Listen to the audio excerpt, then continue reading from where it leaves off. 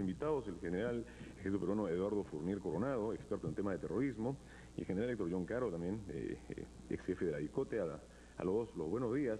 Y una pregunta de frente que la pongo sobre la mesa. El gobierno ha iniciado una nueva política de lucha contra la subversión. Se están hablando, por ejemplo, de un programa multisectoral de apoyo en el tema de educación, salud, agricultura, infraestructura vial, en los temas de comités de desarrollo social. ¿Qué impresión les produce esto? Muy buenos días, general Fournier. Muy buenos días, gracias por la invitación. Mire, esto no hace más que demostrar pues que hubo un descuido a partir del año 2000 para acá, ¿no? Recién se ha trazado una estrategia, al parecer integral, para la lucha contra el terrorismo, ¿no? Pues sabemos nosotros de que este fenómeno terrorista se le enfrenta en los cuatro campos del quehacer cotidiano, ¿no? El campo político, el campo económico, en el campo social y en el campo militar. El último en ingresar a tallar, digamos, en este tema es el campo militar. Primero tiene que haber pues la decisión política, el amoblamiento social en la zona, y luego la fuerza del orden, las Fuerzas Armadas y la policía. Sin embargo, cuando suceden estos primeros rebrotes, estos primeros indicios, lo primero que se hace es echar mano a las Fuerzas Armadas y a la policía, ¿no? Y si recién han trazado esta estrategia de la cual nos felicitamos, porque recién se está tomando las acciones que deberían haberse continuado a partir del año 2000 y no abandonar la estrategia que estaba planificada desde el año 92 hasta el año 2000, ¿no? Vamos a escuchar al general John Caro, ¿no? Sí, buenos días. Nosotros quisiéramos recomendar de que no exista un error de apreciación como existió en 1980. Hubo un error de apreciación. No se dio la dimensión que realmente en ese entonces tenía Sendero Luminoso.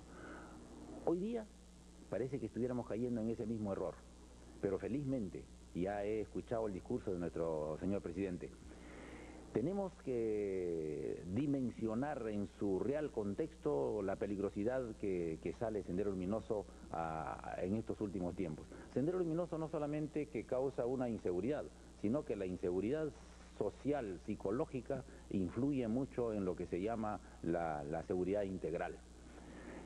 Para esto, Sendero Luminoso está como pez en el agua precisamente cuando se ha desactivado, cuando se ha mirado con indiferencia las rondas campesinas.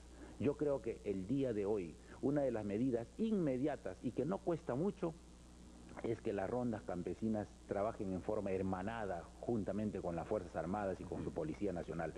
No olvidemos de que las rondas campesinas para mí fue el elemento, el eje central de la lucha contra la subversión. Hoy día las rondas campesinas están dando informes a Sendero Luminoso, cuando las rondas campesinas deberían ser agentes de información, o sea, la inteligencia más elemental, que salgan de los mismos campos, porque tenemos ronderos a nivel nacional. Así es, general. Justamente hemos visto en estos días el presidente regional de Ayacucho, el señor Márquez, ha solicitado al Ejecutivo redoblar la política antisubversiva, pero también dotar de logística a la policía, al ejército y sobre todo a las rondas, a los ronderos, que son quienes no solamente conocen la zona, sino que también saben pues cómo el accionar, el modus operandi de esta gente de Sendero Luminoso. ¿Es válido ese pedido? ¿Debe de tener eco en todo caso? Yo tengo muchos contactos con las rondas campesinas de Cajamarca como también del centro, y converso con ellos. Antes nos dicen, llegaban los soldados, llegaba el teniente, llegaba el capitán, y entre ellos se jugaban un partido de fulbito, hacían camaradería y les enseñaba cómo es el disparo, cómo la estrategia, hacían ejercicios. De alguna forma se sentían ellos integrados a lo que es el Estado, se sentían importantes. Hoy día se ha abandonado y esa gente quiere vivir en paz. Felizmente esta lucha es el gran ánimo del Perú entero. Los 26 millones de peruanos quieren vivir en orden, quieren vivir en paz, en tranquilidad. Ya no quiere regresar a la década del 80. Esa es la gran ventaja y la gran fuerza espiritual que va a ganar toda esta lucha. General Fournier, usted en su primera participación ha dicho que se abandonaron las estrategias diseñadas desde el año 90 al 2000 para combatir a la subversión. Usted ha sido un miembro importante del ejército durante la gestión del presidente Alberto Fujimori. Usted ha reconocido, corríjame si estoy equivocado, que durante la gestión del señor Fujimori ciertamente se inició la lucha contra el terror, pero no se culminó. O sea, dejaron una serie por llamarlo, de grupos, de pandillas, de terroristas por ahí todavía sueltos, y no se acabó con estos, y esta es la razón por la que se ha producido esta suerte de rebrote. Cuéntanos un poco. Mire, Yo he trabajado muchos años en inteligencia, ¿no? Más de 10 o 15 años, directamente ligado al problema de lo que es la lucha contra el terrorismo, por la paz, por la pacificación. En la última intervención en el Valle del N, donde yo estuve presente, fue el 2 de octubre del 99. Ustedes recordarán una emboscada, ¿cierto? Previamente a este trabajo, que fue consecuencia de la captura de Feliciano, hay un libro sobre la captura de Feliciano, cómo fue, y el mismo equipo que yo comandé, integrado por excelentes oficiales del Ejército y de la Policía, expertos en la lucha contra el terrorismo, nos trasladamos al N y al Mantaro. En 99 solamente pudimos comprobar que la fuerza principal de Sendero en esa zona, en lo que ellos le llaman el Comité Regional Principal, eran de 20 a 25 elementos, entre hombres y mujeres, que tenían 10 o 12 armas, no tenían más, ya estaban, como dice, al final, al muere Sendero en esa zona, ya no tenían un norte, no tenían guía. Muy bien, desde esa fecha, ahora, sabemos que en ese lugar, en ese Comité Regional Principal, existen pues un promedio de 100 a 150 hombres. Entonces, ¿qué ha pasado? Se ha quintuplicado. ¿Y por qué? Esto tiene su razón de ser. Entonces reconoce usted que primero y no terminó con la subversión. Quedó ese pequeño grupo de 20 a 25 hombres, ¿no? Estratégicamente Sendero fue derrotado. Lo que faltó, ese pedacito, terminar. La lucha contra el terrorismo es constante, permanente, no es de la noche a la mañana. Nos ha demorado ¿cuántos años? 10, 15 años. El asunto es que cuando señalamos, general, que usted señala nos ha demorado cuántos años, nos haría pensar que con eso se terminó. Sin embargo, las recientes muestras de las acciones senderistas, las incursiones senderistas nos muestran claramente de que no es así. Déjeme explicarle, pues, ¿no? Sin embargo, se habló de que, digamos, se habría debilitado un poco este sistema. No, ya faltó, esa era la última oportunidad en que había, tanto para el Sendero como para la fuerza del orden, para que esto se terminara, ¿no? Lastimosamente vino una emboscada por causas extrañas, que después de 2 años me enteré por qué fue. Se dejó. Al cambiar de gobierno, a partir del 2000, mire lo que sucede, ¿no? Primero, se recortan los presupuestos en el sector defensa y en el sector Ministerio del Interior. Estos presupuestos han sido fuertes, un recorte de 400 millones, 200 millones. Eso obliga a replegar bases contrasubversivas que yo las había dejado en el N, en el Mantaro, en el Apurímac. Al replegar las bases contrasubversivas, también las rondas campesinas, los comités de autodefensa también se desorganizan, porque ellos se sentían apoyados por las Fuerzas Armadas y por la policía del lugar. Ellos llegaban a esos lugares, hacían mantenimiento de sus armas y también recibían su reabastecimiento de cartuchos. Ellos tenían escopetas de autocargas, no armas de guerra, ¿no? Esto le permitió a Sendero, ese grupito chiquito de 20, 25 hombres, volver a salir, porque ya no había presencia del Estado en esa zona. Entonces, un tanto que lo hemos dejado de lado, ¿no? Y esto se ha quintuplicado en la zona, ¿no? Claro, y quizá es fuera de eso, permítame, termino con esto, simultáneamente pues se elimina el arma de inteligencia en el ejército y se abandona toda la infraestructura de inteligencia del Servicio de Inteligencia Nacional, donde habían oficiales del ejército, de la marina, de la policía y de la Fuerza Aérea, ¿no? Una pausa, ¿no? Entonces, sí, efectivamente, Jorge, tenemos una pausa general, vamos a la pausa, pero regresamos con nuestros invitados. Recién empieza Presencia Nacional y estamos hablando del tema de terrorismo. Ya venimos luego de la pausa.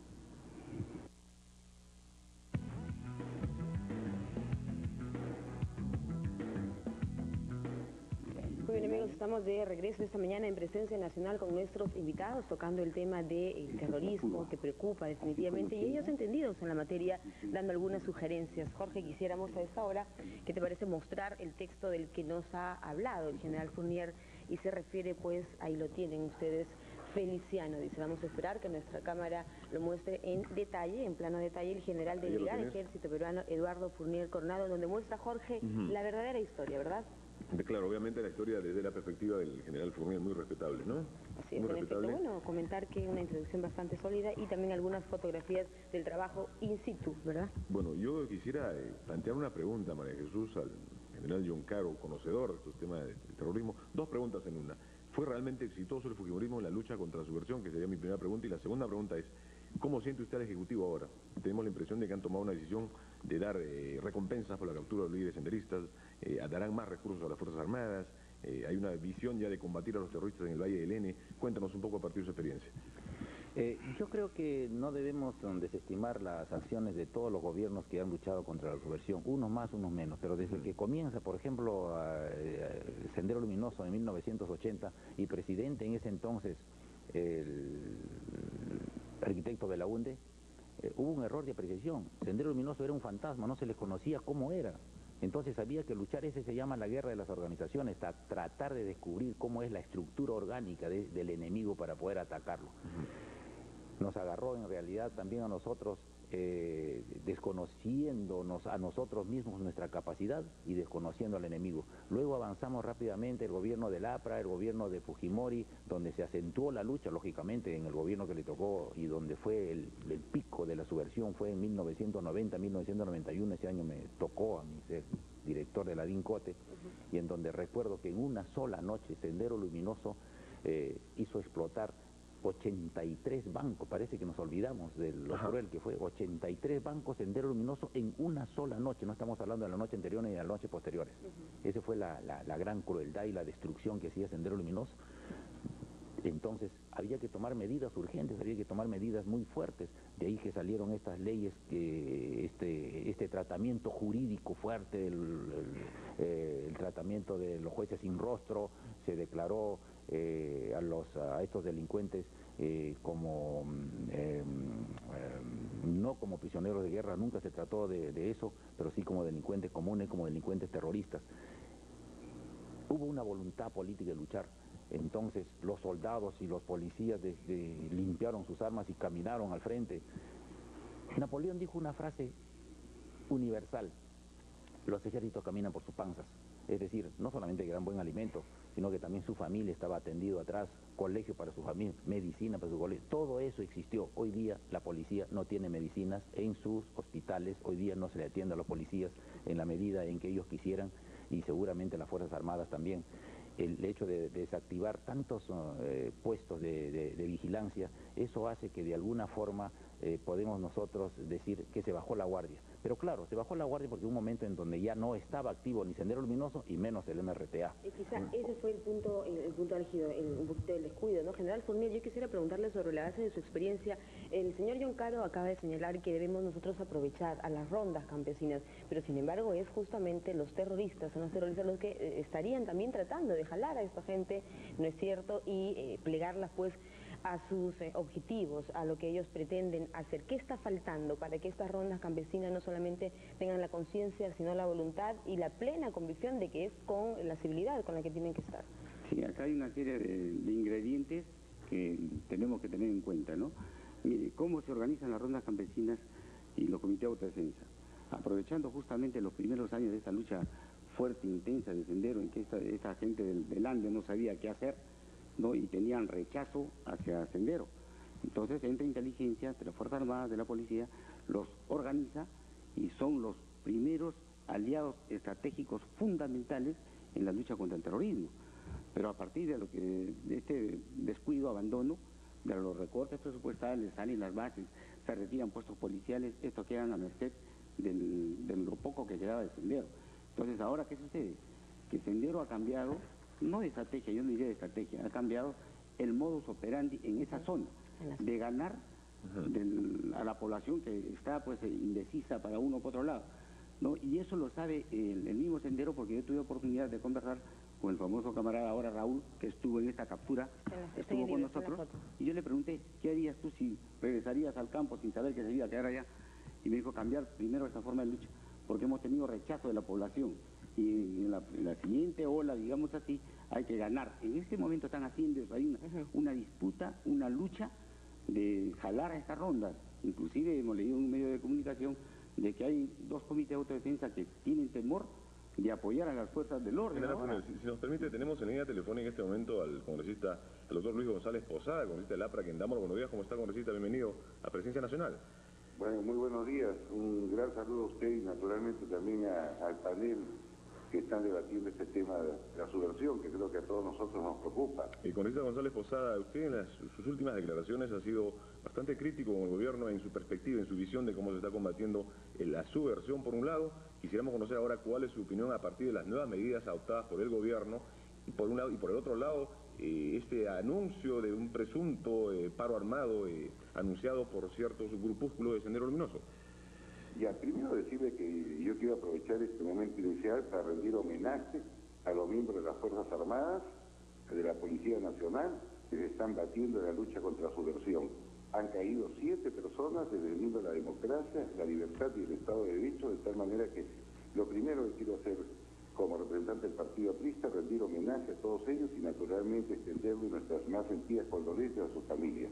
Lo que está ocurriendo simplemente es un relanzamiento de la subversión, y eso es un hecho evidente, y por eso hemos demandado reiteradamente que el presidente de la República convoque al Consejo de Defensa del Estado. El Consejo de Defensa del Estado es un solo organismo, lo preside el presidente de la República, lo integra el primer ministro, los ministros del Interior, Justicia, Defensa, Relaciones Exteriores, Economía y Finanzas, Consejo Nacional de Inteligencia, el presidente del Comando Conjunto de la Fuerza Armada. Y este Consejo precisamente debe evaluar toda esta situación y tomar un conjunto de medidas, ¿no?, para frenar esto que significa que hay un relanzamiento subversivo que pone en peligro la paz interna y la seguridad de los ciudadanos. Por eso el mecanismo que ha creado el Estado es ese Consejo, que lamentablemente hasta el día de hoy no ha sido convocado, no ha sido instalado, y todos sabemos, y el panel que lo está escuchando lo sabe perfectamente, las inmensas precariedades económicas y el personal que tiene la Fuerza Armada, la Policía Nacional, el Consejo de Inteligencia, el Poder Judicial, el Ministerio Público, es decir, todos los componentes que tienen que ver con la lucha antisubversiva, ¿no? Yo la primera apreciación le diría es esta, ¿no? Hay que convocar de urgencia a este Consejo de Defensa Nacional, no hay que ocultar el tema, no hay que maquillarlo, no hay que minimizarlo, sino que hay que enfrentarlo con todo coraje y con toda decisión. Muy bien.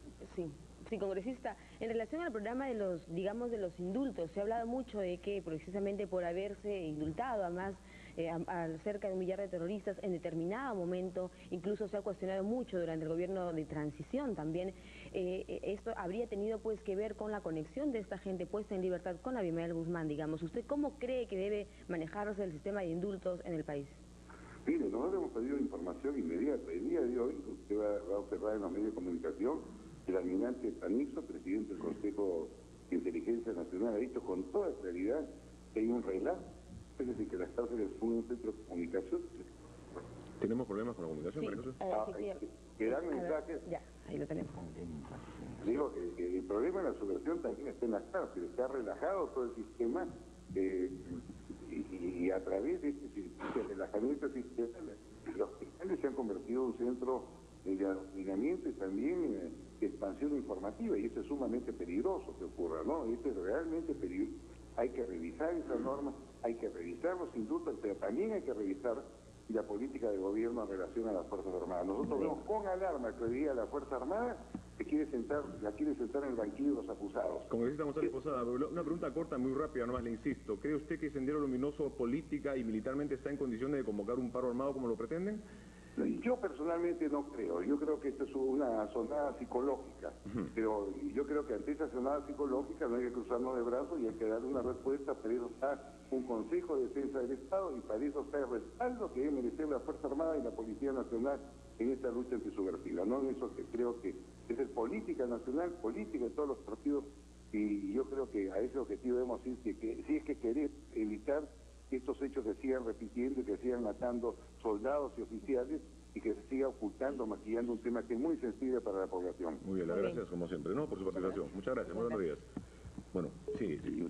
¿Puedo? Sí, por supuesto, adelante.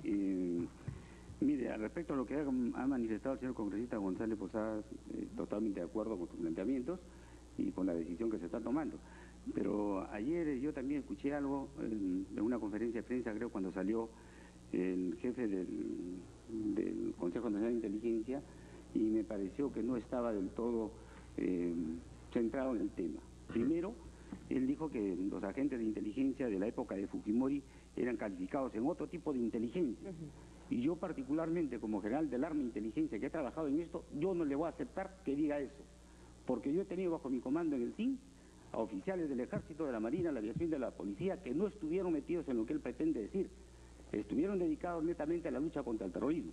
Yo soy un oficial calificado en inteligencia y he trabajado en todos los estamentos de inteligencia del Ejército, ¿no? Y por lo tanto yo le preguntaría al almirante ¿qué méritos tiene él pues en inteligencia para expresarse así de la gente? Ajá. En segundo lugar, me parece que no dice la verdad en cuanto a los excarcelados o liberados. Yo tengo, mire usted, acaba usted de mostrar el libro de Feliciano. Con Feliciano capturamos a mucha gente y dentro de ellos estaban pues los integrantes de su pelotón de seguridad en ese momento, y la policía que trabajó conmigo lo puso a disposición y ha estado cumpliendo una condena. Sin embargo, yo le puedo decir que salieron, mire usted, Raquel Chuchón Alvisuri salió con resolución suprema 315 del 2001, del 26 de julio del 2001. Esta era Diana Segunda, es decir, en menos de 2 años.